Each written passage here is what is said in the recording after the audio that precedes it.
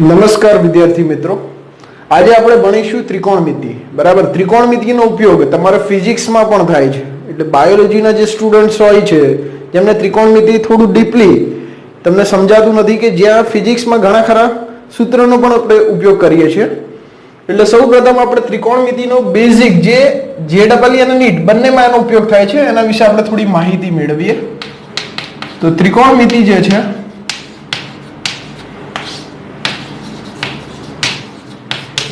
ત્રિકોણમિતીય વિધેયમાં સૌપ્રથમ 6 ત્રિકોણમિતીય વિધેયો છે. પહેલું છે સાઇન, ત્યાર બીજું છે કોસ, ત્રીજું છે ટેન.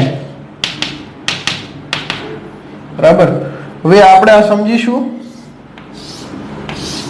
કાટકોણ ત્રિકોણ ઉપર. ત્યાં ખૂણો છે થીટા. આ ખૂણો છે થીટા, એની સામેની બાજુ શું થશે? AB. આ સામેની બાજુ થશે. ખૂણો થીટા, એની આ શું થશે? પાસેની બાજુ. બરાબર, અને AC જે છે, AC શું થશે? કર્ણ. AC શું થઈ જશે? કર્ણ. જો મિત્રો, તમારે આના સૂત્ર યાદ રાખવાના છે. જો સાઇન, કોસ અને ટેન, આના સૂત્ર તમે કેવી રીતે યાદ રાખશો? એની એક શોર્ટ એવી કવિતા છે. સાઇન બનાવે શાક, સાઇન બનાવે શાક. ઓકે, સાઇન બનાવે શાક. ત્યારબાદ કોસ બનાવે પાક, સાપાટેન સાપાટેન. આપણે ખાલી આટલું યાદ રાખવાનું છે. આના ઉપરથી આપણને ત્રણેયના સૂત્ર મળી જશે. જો સાઇન બનાવે શાક, સા એટલે સામેની બાજુ, ક એટલે કર્ણ. એટલે સાઇન થીટા એટલે શું થશે? સામેની બાજુ ભાગ્યા કર્ણ. સાઇન થીટા બરાબર થશે સામેની બાજુ ભાગ્યા કર્ણ. એટલે થીટાની સામેની બાજુ શું થશે? AB અપોન કર્ણ. કર્ણ એટલે AC. તે જ રીતે કોસ થીટા, જો ખૂણો થીટા છે. હવે આપણે જો અહીંયા મેં લખેલું છે કોસ બનાવે પાક, એટલે કોસ ના સૂત્રમાં શું આવશે? પા એટલે પાસેની બાજુ, ક એટલે કર્ણ. એટલે કોસ થીટા બરાબર થશે પાસેની બાજુ ભાગ્યા કર્ણ. પાસેની બાજુ ભાગ્યા કર્ણ. જો થીટાની પાસેની બાજુ શું છે? BC. એટલે BC ભાગ્યા કર્ણ શું થશે? AC. કર્ણ થશે AC. તે જ રીતે જો સાપાટેન, ઓકે, સા એટલે સામેની બાજુ, પા એટલે પાસેની બાજુ, એટલે ટેન એનું સૂત્ર થશે સામેની બાજુ ભાગ્યા પાસેની બાજુ. સામેની બાજુ ભાગ્યા પાસેની બાજુ, એટલે આ થઈ જશે AB અપોન BC. મેજર 3 સૂત્ર છે. આ 3 ઉપરથી આપણને બાકીના 3 જે છે મળી જશે. 3 ઉપરથી આપણને બાકીના 3 મળશે. સાઇન થીટા છે એનો વ્યસ્ત કોસેક થીટા થશે. સાઇન થીટા છે એનો વ્યસ્ત ગુણોત્તર શું થશે? Cosec theta. એટલે કોસેક થીટા એટલે શું લખાય? 1 upon sine theta. 1 upon sine theta એટલે સાઇન નું જે સૂત્ર છે એનો વ્યસ્ત એટલે ઉલટાઈ જશે. સામેની બાજુ ભાગ્યા કર્ણ હતું, તે થઈ જશે કર્ણ અપોન સામેની બાજુ. કર્ણ ભાગ્યા સામેની બાજુ, એટલે કર્ણ છે AC, સામેની બાજુ છે AB, એટલે AC અપોન AB મળી જશે આપણે. ત્યારબાદ કોસ થીટા છે એનો વ્યસ્ત ગુણોત્તર થશે સેક થીટા. ઓકે, વ્યસ્ત ગુણોત્તર શું થશે? Sec theta. હવે જો સેક એટલે કોનો વ્યસ્ત હતો? કોસ નો. એટલે કોસ નું સૂત્ર હતું પાસેની બાજુ ભાગ્યા કર્ણ, એટલે આ ઉલટાઈ જશે. કર્ણ અપોન પાસેની બાજુ. કર્ણ છે AC, કર્ણ શું છે? AC, પાસેની બાજુ છે BC, એટલે ભાગ્યા BC. ત્યારબાદ છેલ્લું છે કોટ થીટા. એટલે ટેન જે છે એનો વ્યસ્ત ગુણોત્તર થશે કોટ થીટા. કોટ એટલે શું થશે? જો ટેન નું સૂત્ર હતું સામેની બાજુ ભાગ્યા પાસેની બાજુ, કોટ એટલે ઉલટાઈ જશે. પાસેની બાજુ અપોન સામેની બાજુ. પાસેની બાજુ શું થઈ જશે? BC. સામેની બાજુ શું થઈ જશે? AB. એટલે આપણે 6 ત્રિકોણમિતીય ગુણોત્તર વિશે માહિતી. ત્યારબાદ જોઈએ ત્રિકોણમિતીય ખૂણા એટલે કે આપણે કહેતા હતા સાદી ભાષામાં તો ટેબલ.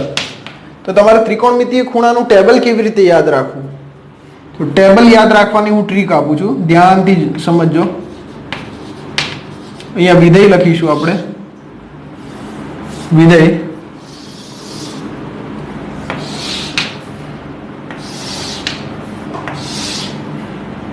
ત્યારબાદ અહીંયા આ રીતે લખીશું વિધેય ખૂણો, એટલે અહીંયા ખૂણો આવશે 0 અંશ, 30 અંશ, 45 અંશ, 60 અંશ અને 90 અંશ.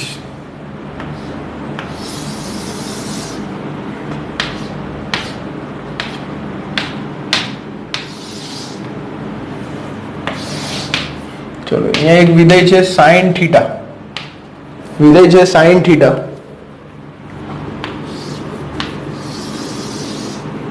ત્યારબાદ cos થીટા, ત્યારબાદ tan થીટા, ત્યારબાદ cot થીટા, ત્યારબાદ sec થીટા અને છેલ્લું છે cosec થીટા, cosec થીટા. ચલો એટલે આપણે આના વિશે માહિતી મેળવવાની છે.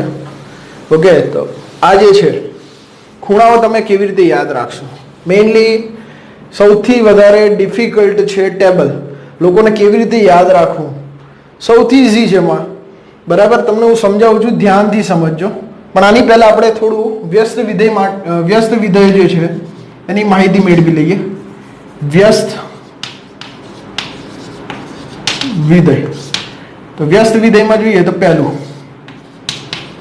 sin થીટા છે એનો વ્યસ્ત કોણ થાય? તો cosec થીટા થાય. તો sin થીટા બરાબર તમે લખી શકો 1/cosec થીટા. ત્યારબાદ cosec થીટા ઉપર આવશે તો sin થીટા ક્યાં જશે? છેદમાં. તો cosec થીટા બરાબર તમે લખી શકો 1/sin થીટા. એટલે sin નો વ્યસ્ત cosec થાય અને cosec નો વ્યસ્ત કોણ થાય? sin થાય. ત્યારબાદ sin theta into cos theta તમે લખો, sin theta into cos theta, cosec theta, તમને શું મળશે? 1 મળશે. sin theta into cosec theta નું મૂલ્ય હંમેશા 1 થાય. ક્યારે? જ્યારે આ બે ખૂણા સમાન હોય ત્યારે. તે રીતે બીજું છે cos થીટા છે એનું વ્યસ્ત sec થીટા થાય. cos જે છે એનું વ્યસ્ત શું થશે? sec theta. એટલે sec જે છે એનું વ્યસ્ત શું થાય? તો cosec theta, sorry cos theta. તો sec થીટા છે એનું વ્યસ્ત થશે cos થીટા. તે જ રીતે આપણા બંનેનો ગુણાકાર કરો, જો cos ઇન્ટુ sec, તો cos theta into sec theta આપણે શું લખી શકીએ? 1. ઓકે, ત્યારબાદ ત્રીજું છે tan થીટા. tan થીટા એનો વ્યસ્ત થશે cot થીટા. એટલે tan થીટા બરાબર લખી શકીએ 1/cot થીટા. cot થીટા જે ભાગાકારમાં છે તો આપણે આ બાજુ લઈશું અંશમાં, એટલે કે ઉપર, અને જો અહીંયા અંશમાં છે તો આ બાજુ લઈ જઈશું તો એ ભાગાકારમાં જશે. એટલે cot થીટા બરાબર તમે લખી શકો 1/tan થીટા. અને એ જ રીતે tan into cot, tan into cot theta શું લખાય? 1 લખાય. tan ઇન્ટુ cot થીટા શું થાય? 1 થાય. એટલે તમારા પહેલા 3 સૂત્ર બેઝિકલી યાદ હોવા જોઈએ. આ જે 3 સૂત્ર છે એનો ઉપયોગ આપણે આ ટેબલમાં કરવાનો છે, એટલા માટે મેં તમને સૂત્ર સમજાયા. જો શરૂઆત ક્યાંથી થાય છે? હવે જુઓ, ખૂણો છે 0, ખૂણો 0 છે તો લખી નાખો પહેલા 0. 0 પછી સંખ્યા આવે 1, 2, 3, 4. આ ટેબલ યાદ રાખવાની શોર્ટકટ ટ્રીક છે. ખાલી આપણે પહેલી જ લાઈન લખીએ છીએ, બરાબર? પહેલી લાઈન મળી જશે એટલે ઓટોમેટિક બીજી, ત્રીજી, ચોથી એ રીતે બધા જે વિધેયો છે એના ખૂણાઓના માપ મળતા જશે. તો જો અહીંયા સ્ટાર્ટ કરો, ખૂણો 0 છે એટલે 0 થી, તો અહીંયા છે 0, અહીંયા 1, 2, 3, 4, છેલ્લો નંબર કયો આવ્યો? 4. તો ભાગી તો દરેકને 4 વડે, ભાગી તો દરેકને 4 વડે. ત્યારબાદ બધાનું વર્ગમૂળ કાઢી લો. ચલો 0 ભાગ્યા 4 કરો, 0 ભાગ્યા કોઈ પણ વસ્તુ એટલે 0 થઈ જાય. 0 નું વર્ગમૂળ શું થઈ જાય? 0. 0 ભાગ્યા 4 એટલે શું થઈ જાય 0, તો 0 નું વર્ગમૂળ શું થઈ જશે 0. ચલો અહીંયા 1 ભાગ્યા 4, તો અહીંયાથી આપણે કોઈ છેદ ઉઠશે નહીં, તો 1 નું વર્ગમૂળ 1, 4 નું વર્ગમૂળ 2, અહીંયાથી છેદ ઉઠશે 2 1 2 2, તો 1 નું વર્ગમૂળ 1 થઈ જાય, 4 નું વર્ગમૂળ થઈ જાય √2, સોરી 1 નું વર્ગમૂળ 1 થઈ જાય, 2 નું વર્ગમૂળ થઈ જાય √2, કારણ કે 2 નું કોઈ દિવસ વર્ગમૂળ નીકળે નહીં. તે જ રીતે અહીંયાથી કોઈ છેદ ઉઠશે નહીં, તો 3 નું વર્ગમૂળ ના નીકળે તો √3, 4 નું વર્ગમૂળ નીકળશે, શું થશે 2, એટલે 4 નું વર્ગમૂળ થઈ જશે 2. તે જ રીતે અહીંયાથી 4 4 કેન્સલ થઈ જશે, એટલે રહેશે શું 1, 1 નું વર્ગમૂળ શું થાય 1. ચલો એટલે આપણને cos θ એના ખૂણાઓની કિંમતો આપણને મળી ગઈ, સોરી sin θ ના ખૂણાઓની કિંમત મળી ગઈ. હવે આપણે cos θ ના ખૂણાની કિંમત શોધવાની, તો આપણે અહીંયાથી રિવર્સ ચાલુ કરીશું. જો અહીંયા sin 90 1 છે, તો ઊંધું અહીંયા cos 0 1, પછી √3/2, પછી 1/√2, પછી 1/2, અને અહીંયા થઈ જશે 0, એ થઈ જશે 0. ત્યારબાદ બીજું એક સૂત્ર છે, tan θ બરાબર sin θ upon cos θ. આપણે સૂત્રનો ઉપયોગ કરીશું. tan θ એટલે sin ભાગ્યા cos, જો tan એટલે sin ભાગ્યા cos, 0 ભાગ્યા 1 એટલે 0 થઈ જાય. આ પદ એટલે 1/2 upon √3/2, 2 2 કેન્સલ થઈ જશે, એટલે 1/√3. અહીંયાથી 1/√2 1/√2 કેન્સલ થાય એટલે 1, અહીંયાથી 2 2 કેન્સલ થઈ જશે, એટલે √3/1 એટલે શું થશે √3. તે જ રીતે 1/0, જો છેદમાં 0 આવે, આ વસ્તુ એક ઇમ્પોર્ટન્ટ છે, ધ્યાન આપજો. જો 1/0 તો એ થઈ જાય ઇન્ફાઇનાઇટ, એટલે કે અવ્યાખ્યાયિત. શું થઈ જશે અવ્યાખ્યાયિત.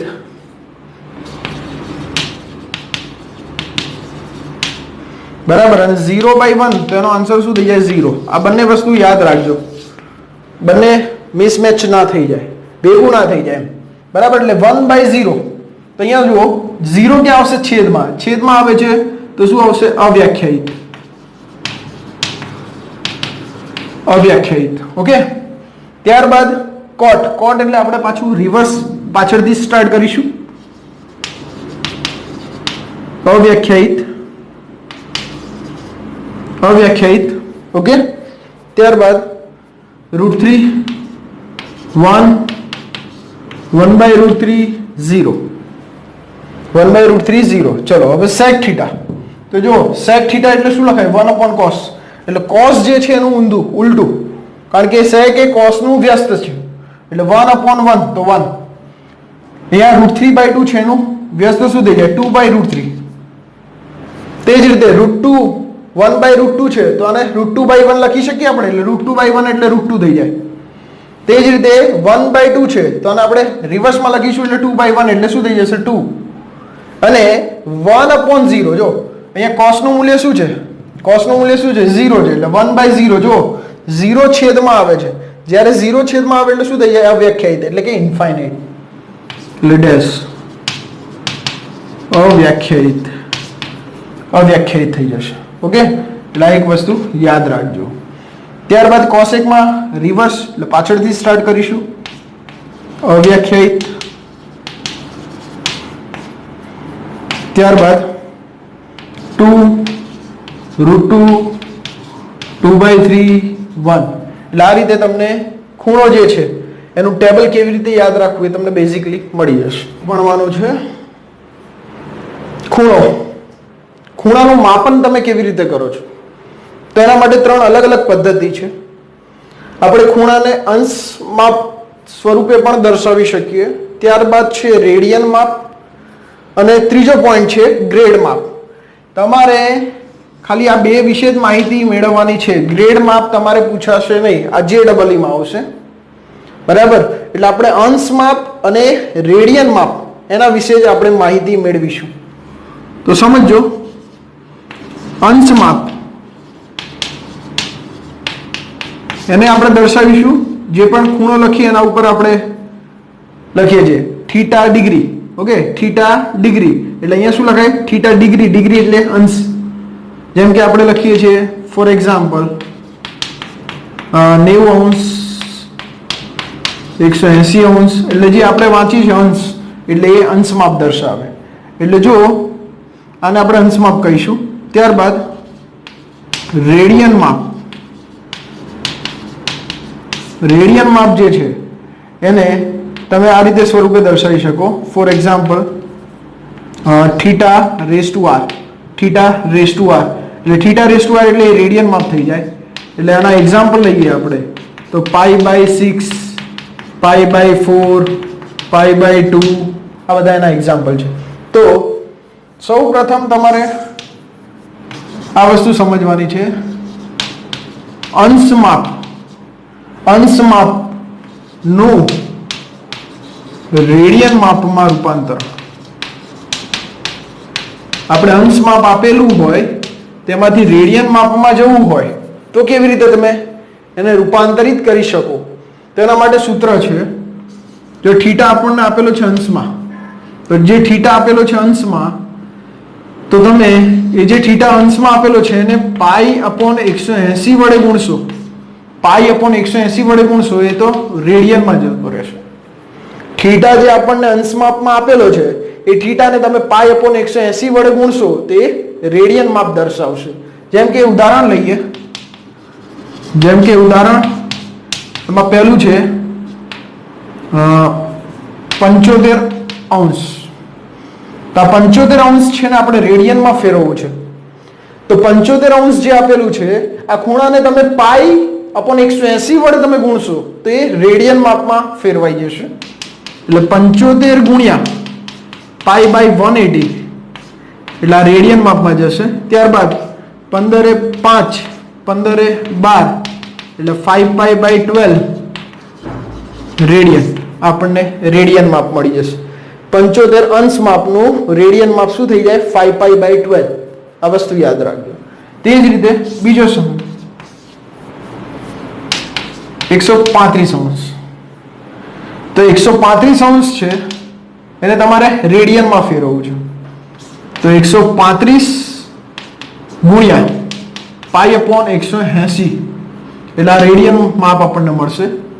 15/9 15/12 3/3 3/4 એટલે આપણને મળી જશે 3π/4 રેડિયન. 3π/4 રેડિયન. એટલે આ રીતે આપણને રેડિયન માપ મળી જશે. ઓકે. રેડિયન માપનું અંશ માપમાં રૂપાંતરણ. તો રેડિયન માપનું અંશ માપમાં રૂપાંતરણ કેવી રીતે કરીએ? તો સમજો એ ખૂણો આપેલો છે આપણને રેડિયનમાં. ખૂણો શું છે? રેડિયનમાં છે. તો આપણે આને અંશ માપમાં ફેરવીએ છીએ. તો જે પણ ખૂણો આપેલો છે એને 180/π 180/π વડે આપણે ગુણીશું.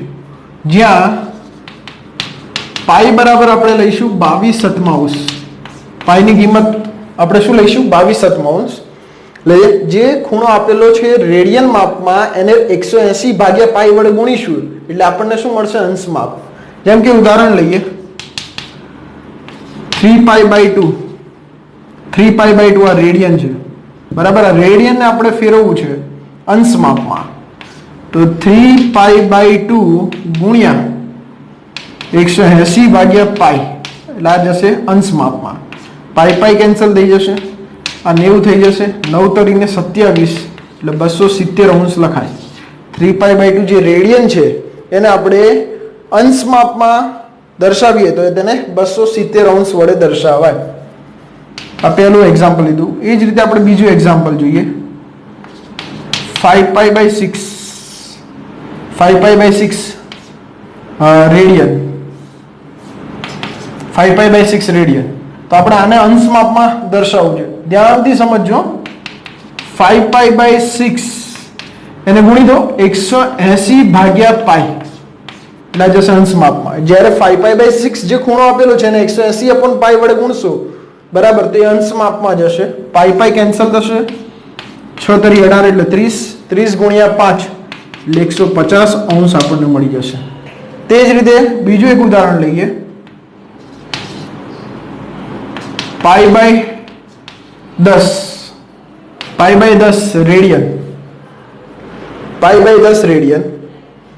તો પાઈ બાય 10 જે રેડિયન છે એને આપણે અંશમાપમાં ફેરવીએ તો પાઈ બાય 10 છે એને આપણે 180 ભાગ્યા પાઈ વડે ગુણી દઈશું એટલે પાઈ પાઈ કેન્સલ થઈ જશે, શૂન્ય શૂન્ય કેન્સલ થઈ જશે એટલે 18 અંશ આપણને મળી જશે, 18 અંશ.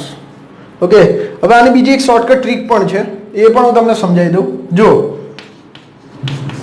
અહીંયા પાઈ અપોન 10 આપેલું છે તો પાઈ જે છે ને એના સ્થાને તમારે 180 મૂકી દેવાનું. પાઈના સ્થાને 180 મૂકશો તો શું થઈ જશે, 180 ના છેદમાં 10, શૂન્ય શૂન્ય કેન્સલ એટલે 18 અંશ આપણને મળી જાય. તે જ રીતે અહીંયા પણ પાઈ વાળું જ્યારે પણ તમને રેડિયન માપમાં પાઈ આપેલ હોય ત્યારે પાઈના સ્થાને 180 મૂકી દો એટલે ડાયરેક્ટલી આપણને શું મળી જશે, અંશમાપ. જેમ કે અહીંયા 5 પાઈ બાય 6 છે એટલે 5 પાઈની જગ્યાએ 180 મેં મૂકી દીધા અંશમાપમાં ભાગ્યા 6, 6 તરી 18 એટલે 30 એટલે આપણને મળી જશે 130 અંશ. આ શોર્ટકટ રીત મેં તમને બતાવી અને જે જનરલી આપણે સૂત્રમાં ઉપયોગ કરીશું એ આ રીતે કરીશું.